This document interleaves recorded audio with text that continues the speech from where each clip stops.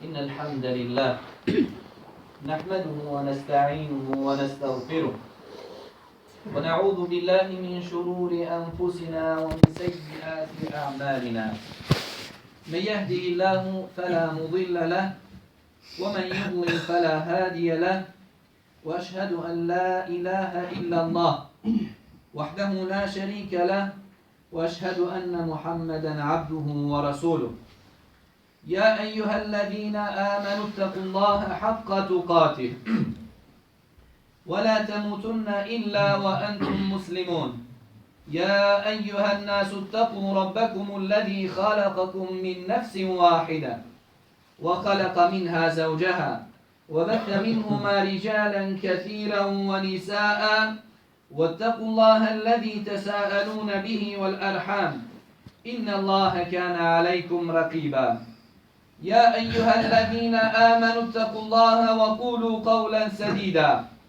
يصلح لكم أعمالكم ويغفر لكم ذنوبكم ومن يطع الله ورسوله فقد فاز فوزا عظيما ثم أما بعد فإن أصدق الحديث كتاب الله وخير الهدي هدي محمد صلى الله عليه وسلم وشر الأمور محدثاتها وكل محدثة بدعة وكل بدعة ضلالة ثم أما بعد.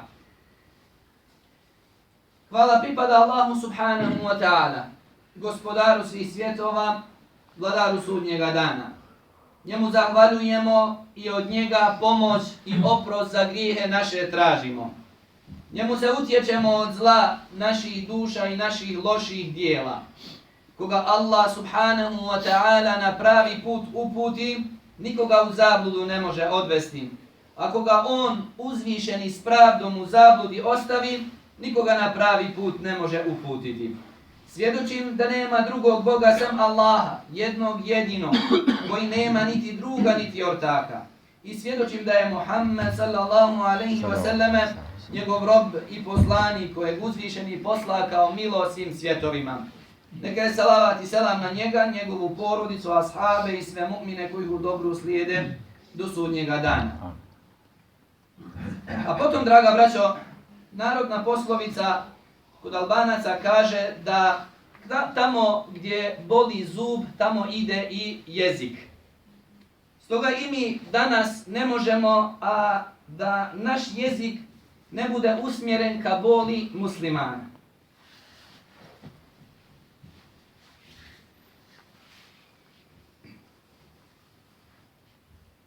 Koja se ponavlja po ko zna koji put. Ovaj put ponovo Šam i ponovo dakle El Guta. Svi smo svjedoci onoga što se dešava, draga braćo, u Guti. Prije nego li bilo išta kažemo o Guti, draga braćo, želim da se upoznamo o ovom mjestu. Gdje se nalazi ovo mjesto? Istočna Guta. Mi danas, nažalost, znamo puno o drugim mjestima, možda i nevjerničkim mjestima, ali malo znamo o nekim bitnim mjestima važnih, bitnih događaja. Jer ćemo vidjeti o hadithu Allahova poslanika sallallahu alaihi wa sallam, da je ovo mjesto, dakle, draga braćo, Istočna Guta, spomenuta u hadithima Allahova poslanika sallallahu alaihi wa sallam, koji je veliki broj učenjaka ocjenio, dakle, te hadithe kao dobrim ili kao vjerodostojnim, od kojih je hadith Aufa ibn Malika al-Ash'arija radijallahu anhu, u kojem stoji: Etejtu nebije sallallahu alaihi wa sallam fasallamtu alaihi. Došao sam Allahovom poslaniku sallallahu alaihi wa sallam i nazvao sam mu selam. Faqale udhul. Pa mi je rekao Allahov poslanik sallallahu alaihi wa sallam: uđi. Kultu kulli ev ba'di ja Rasulallah. Pa sam rekao da uđem čitav ili dio mene o Allahov poslaniče.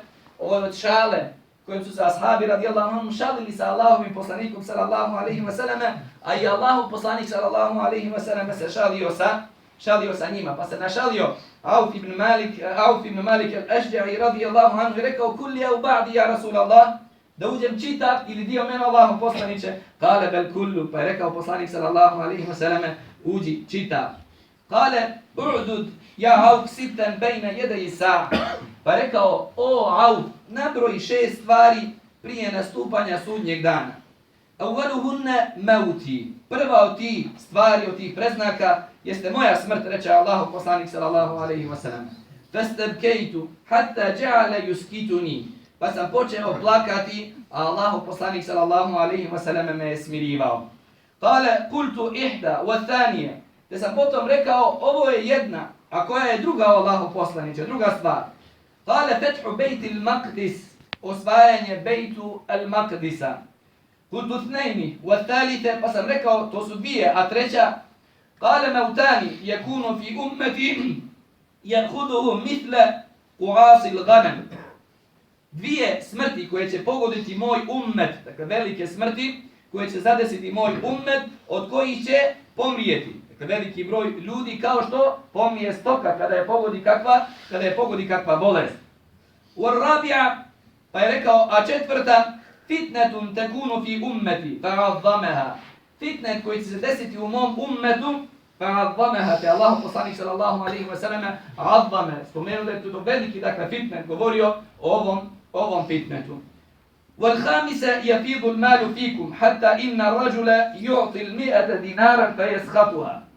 Peta stvar, da će se proširiti imetak, tako da će čovjeku biti dato i po 100 dinara, dakle zlatnika, fayaskhatuha, pa će se on srditi što mu je dato samo toliko zbog mnoštva imetka. والسادسة هدنة تكون بينكم وبين بني الأصفر. Primirje ili ugovor koji će biti između vas, šesta stvar, i Beni al-Asfara, Rimljana, فَيَسِرُونَ إِلَيْكُمْ عَلَى 80 gaje, te će krenuti prema vama pod 80 gaje. Qile, وَمَلْ gaje, pa sam upitao Allahu poslaniče, šta je gaje? Kale ar-raje, to jest 80 zastava. Tahte kulli rajetin 12,000. Pod svakom zastavom 12.000 ljudi. 12.000 ljudi. Fistatu l-muslimina jevma idin fi ardin yuqalu laha al-Guta. Tada će fustat, šator, dakle muslimana, njihov centar, biti u zemlji koju zovu al-Guta. Fi medinetin yuqalu laha Dimešk, kod grada kojeg zovu Dimešk. Kod grada kojeg zovu Dimešk, to jest Damask.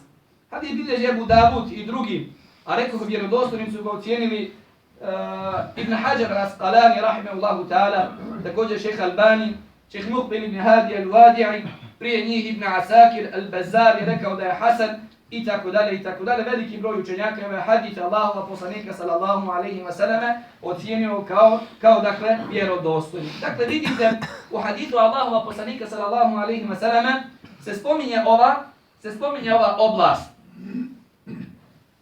Ovo ne znači da će to dakle biti sada ili ovih dana. Cilj je da samo ukažemo da je ovo mjesto spomenuto u hadithu Allahova poslanika sallallahu alejhi ve selleme kao mjesto gdje će se desiti jedna od najvećih bitaka u historiji čovječanstva. Jedna od najvećih bitaka u historiji čovječanstva. Stanovnici, draga braćo, istočne Gute, koja je pod opsadom režima sirijskog, alevijskog, šiitskog predsjednika, suočena je sa jednom od najvećih krizi 21. stoljeća. To je regija, draga braćo, koja se nalazi istočno od Damaska, a prostire se na površini od 104 kvadratna kilometra, a koja je od početka rata u Siriji poprište najvećih razaranja.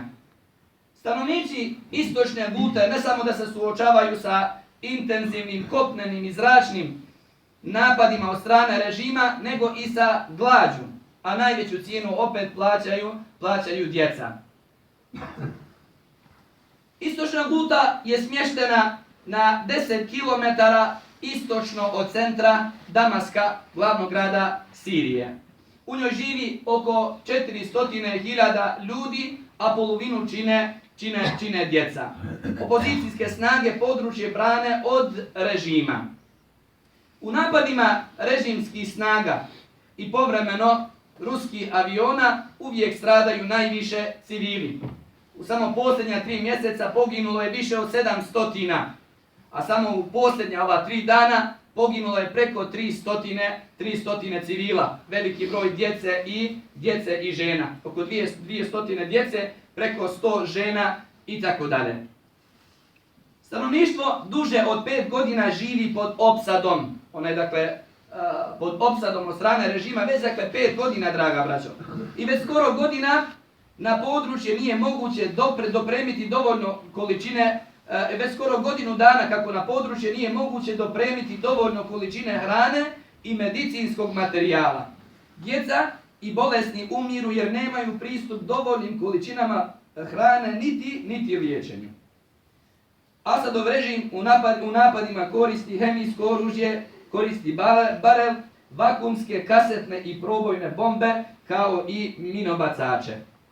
Režim je od početka rata u Istočnoj Guti 46 puta izveo napad hemijskim oružjem. U masakru izvedenom 21. avgusta 2013. godine ubijeno je više od 1400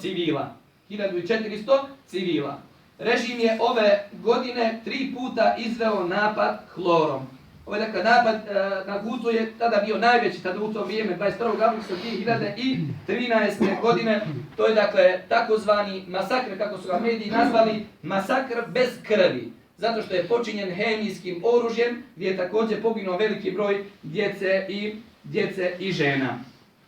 Režim, kao i uvijek pod izgovorom borbe protiv terorizma, tvrdi kako teroristi u Istočnoj Guti civile koriste kao živi štit i da glavni grad napadaju projektilima. Normalno, ova priča o terorizmu je svakom više preko glave. I uvijek se svakog dana uvjeravamo o istinitosti ove priče. I eto tu skoro prije par dana vidjeli smo ponovo istinitost priče o terorizmu. Vidjeli smo prije par godina Mevlida koji je napao ambasadu i ispalio na nju toliki broj hitaca. Ovaj dakle postupak je odmah bio okarakterisan kao teroristički akt, zato što je čovjek koji ga je izvršio prije svega nosio muslimansko ime, zatim nakon toga nosio dakle bradu, uzvikivao Allahu Ekber i tako dalje. Prije 2 dana, ili 3 koliko dana, dešava se ponovo napad na ambasadu iste zemlje, ali je ovaj put razlika u dakle osobi. Ovog puta nije dakle Mevlid, ovog puta napad izvršava Dalibor. Napadnuta je, opet je napadnuta oružjem. Ovaj put je napadnut dakle bombom, bačena je bomba. Ali ovaj čovjek se zove Dalibor, ne zove se Mevlid. Ovaj čovjek nema bradu i ovaj čovjek ne uzvikuje Allahu Ekber. Kakva je bila reakcija medija, nismo vidjeli. Da je iko od medija ovaj dakle napad okarakterisao kao teroristički akt.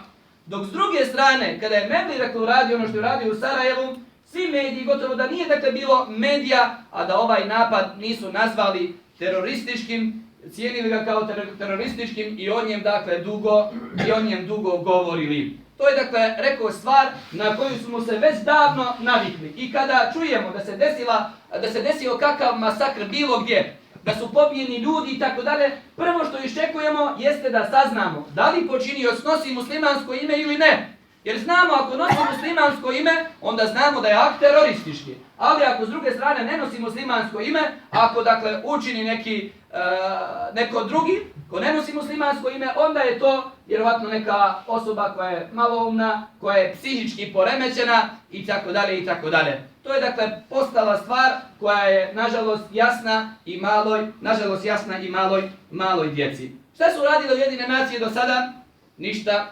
Odgovori dakle ništa nisu uradile po pitanju istočne Gute. Mi normalno i ne očekujemo, mi samo govorimo o tome, o činjenici da nevjernici ne žele dobro muslimanima. Ne očekujemo pomoć od njih. Mi smo govorili da se srce muslimana treba vezati za Allaha dželle ve ala i da od njega treba tražiti pomoć uz normalno uzimanje sebeba koji vode ka pobjedi. Ali cilj nam je ukazati da se nevjernici raduju onome što pogađa muslimane. I da niko dakle od zvaničnika ne izlazi da ovaj akt od većih dakle zvaničnika Ujedinjenih nacija da ovaj akt nazove dakle masakrom, terorizmom i tako dalje.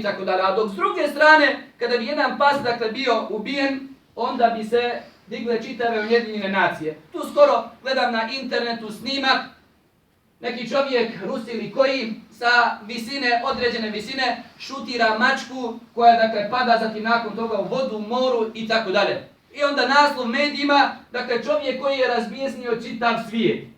Čitav svijet, dakle, jaduje i tuguje za jednom, dakle, mačkom. I treba, dakle, žaliti za hajvanom. Hajvan je hajvan, on nema, dakle, akla, nema razuma. I Islam postiče na dobročinstvo prema životinjama. Šta više, Allahov poslanik sallallahu alejhi ve selleme je rekao o ženi koja je zijetila mačku na taj način što ju je zatvorila i nije joj dala da jede, niti je pustila da se sama hrani. Allahov poslanik sallallahu alejhi ve selleme je rekao da je ona je u vatri. Ali žalostiti se, da se čitav svijet žalosti nad jednom, dakle, mačkom koja je na taj način gurnuta i bačena, a ne žaliti na stotine i stotine bombi koje padaju, dakle, na djecom gluta, to nije ništa drugo osim, dakle, dvostruki standard kada su u pitanju muslimani, čija je krv postala jeftinija od krvi mačke ili pak od krvi psa. I psi i mačke danas imaju veća prava, uvažavaju veće, dakle, uživaju većim privilegijama nego što su to muslimani. Upravnica bolesti, jedna od bolnica u Guti, draga braćo, kaže Na'išu eswa ayami hayatina fil Guta. Mi danas živimo najgore dane našeg života u Guti. Eswa ayami hayatina. Jedan od njih kaže, ako je 90. godina bio genocid u Srebrenici, ako je 80. godina bio genocid u Sabri, Halidži, ova mjesta, dakle, gdje su Palestinci tada stradali kada muslimani Palestine, njihovi kampovi kada je izvršen napad na njih, ako je, kaže, ovo bio genocid od 90. i 80. godina, onda je ovo, dakle, genocid 20. stoljeća. Bombardovane su čak, dakle, i bolnice, tako da nisu u stanju da se bolesni liječe koji, dakle, dolaze u velikim skupinama sebebom učestalog bombardovanja od strane, dakle, režimskih snaga na istočnu Gutu. To je, dakle, hal, draga braćo, naše braće muslimana u istočnoj Guti. Mi danas možda, dakle, i nemamo dovoljno vremena da okrenemo i kakav kanal, da pogledamo o halu, o stanju muslimana Sirije, Šama, iako s druge strane možda imamo, dakle, vremena i nađemo vremena da okrenemo kanal za serije, da pogledamo serije, znamo detaljno šta se dešava u serijama, odakle glumcima, pjevačima i tako dalje i događajima, a malo znamo ili pak želimo da znamo o onome što se dešava našoj braći muslimanima. I zatim nakon toga govorimo da je ummet jedno tijelo, a to je hak, kako je rekao Allahu poslanik sallallahu alejhi ve selleme. Ali kako da ummet bude poput jednog tijela, ako jedan dio boli, ako jedan njegov dio strada, a drugi dio ummeta, drugi dio tijela je u gafletu, u nemaru. Saudijska Arabija izdvaja 60 i nešto miliona ili milijardi dolara u projektima o zabavi, tako ih nazivaju, projektima o dakle, zabavi koji se planiraju sprovesti u sljedećih nekoliko godina u okviru projekta Vizija 2030. godine koju, dakle, pokreće Mohammed ibn Salman, sadašnji kralj i prestolonaslednik Saudijske Arabije. Ovo je, dakle, hal ummeta Muhammeda sallallahu alejhi ve selleme. Mediji nam prenose da se u Saudijskoj Arabiji, dakle, počeli graditi, dakle, operne dvorane, gdje će biti, dakle, opera, da je tu skoro obilježeni dan, nacionalni praznik, da je obilježen gdje su ljudi i žene bili zajedno, gdje su plesali, gdje se po prvi put igralo uz muziku i tako dalje i tako dalje. Ako je ovo, dakle, hal u jednoj zemlji koja koliko toliko važi za zemlju koja je opet najbliža Allahovoj dželle vala vjeri. Ardul Haramein, mjesto, dakle, dvaju harema, Mekke i Medine, mjesto, dakle, velikog broja učenjaka, velikog broja muslimana koji opet generalno više se pridržavaju, dakle, islama u odnosu na druge zemlje, govoreći, dakle, generalno. Pa ako je, dakle, ovakav hal, ovakvo, dakle, stanje u ovoj zemlji, šta da onda govorimo o drugim zemljama? I kako da nakon toga muslimani budu poput jednog tijela koje kada zaboli jedan njegov dio, onda čitavo tijelo saučestvuje u bolu i nesanici. Aqulu qawli hada wa astaghfirullaha li wa lakum.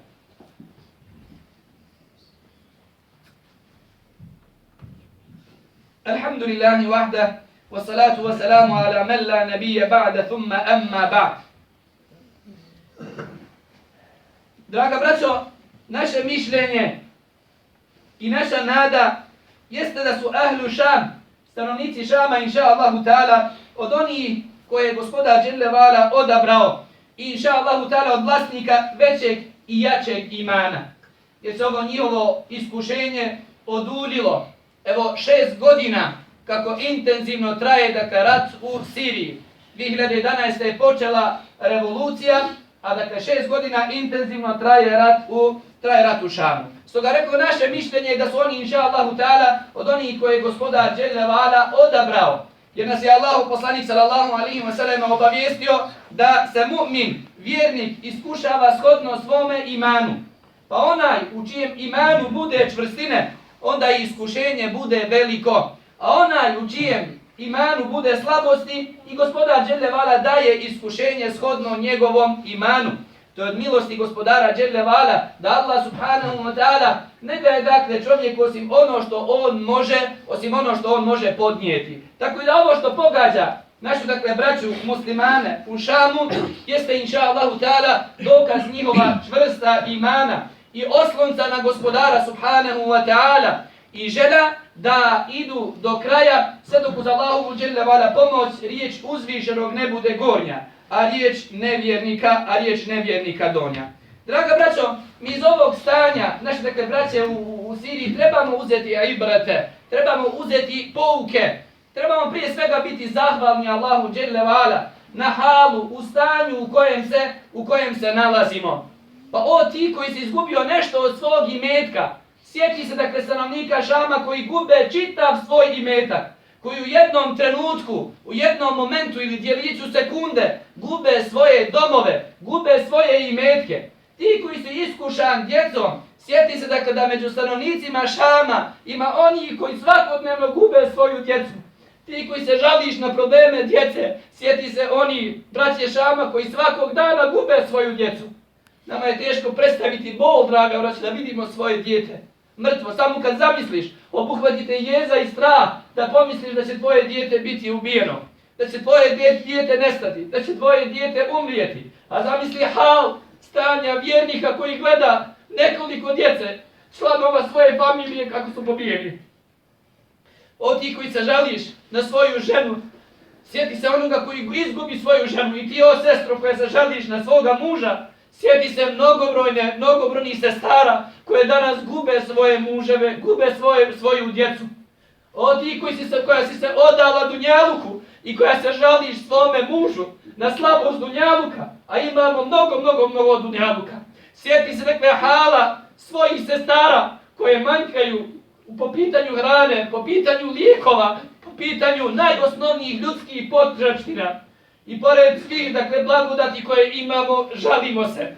Žalimo se, jezici ne prestaju da nam se žale. Žalimo se na ovo, žalimo se na ono, a vallahi imamo velike blagodati. Samo dio onoga da nas pogodi, čime je iskušani stanovnici Šama, tada bi vidjeli kakva je dakle poteškoća i kakav je musibet. I tada bi mi vikali gdje je ummet Muhammeda. Tada bi znali, onda kada nas dakle pogodi iskušenje, gdje je ummet Muhammeda sallallahu alejhi ve sellem. A gdje je sada u ovim momentima ummet Muhammeda sallallahu alejhi ve sellem. Stoga prisjetimo se njihova stanja i dovimo za njih. To je najmanje, uvijek kažem da je to najmanje što možemo učiniti. Da ako na sudnjem danu bar budemo upitani, da smo gledali i vidjeli da su stanovnici Šama i stanovnici Gute stradali, da su ubijani i žene i djeca i starci i životinje i hajvani, da su ubijani, šta smo uradili, bar da u najmanju ruku kažemo ja Rab, uputili smo dovu tebi da ih pomogneš. Ja Rab, naša srca su bila uz njihova. Ja Rab, naše boli su bile uz njihove boli. Ja Rab, naša tuga je bila uz njihovu tugu. Da se bar na taj način ispričamo gospodaru subhanahu wa ta'ala. Da se ispričamo Allahu dželle wa ala. U okviru ovog stanja, žalosnog i bolesnog stanja koje je pogodilo ummet Muhammeda sallallahu alejhi ve sellem. Milijardu i koliko dakle muslimana, nadomak, blizu dakle muslimana, sa svih strana. Siriju okružuju dakle muslimani. Turska je s gornje strane, s donje strane su dakle blizu i dakle Irak, i blizu su Saudija, Jordan i ostale dakle arapske zemlje, ali pored toga svakog dana gledamo nove i bolnije scene dešavanja u ummetu Muhammeda sallallahu alejhi ve sellem. Ali uvijek će ostati skupina, draga braćo. Allahu poslanik sallallahu alejhi ve sellem je obavijestio da će uvijek biti taifa al-mansura, potpomognuta skupina koju će gospodar dželle ve ala pomognuti.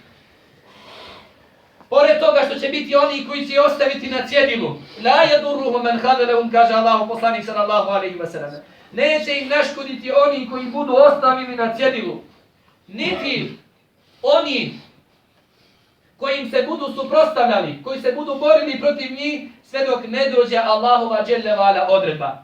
To je dakle Allahum dželle ve ala sunnet, Allahova odredba koja se ne mijenja, da će ummet uvijek posjedovati skupinu koja će biti mansura, koja će biti pomognuta, koja će biti spašena, koja će prolaziti kroz iskušenja, ali nikada neće biti savladana uz dozvolu gospodara subhanahu wa ta'ala, nikada neće biti poražena.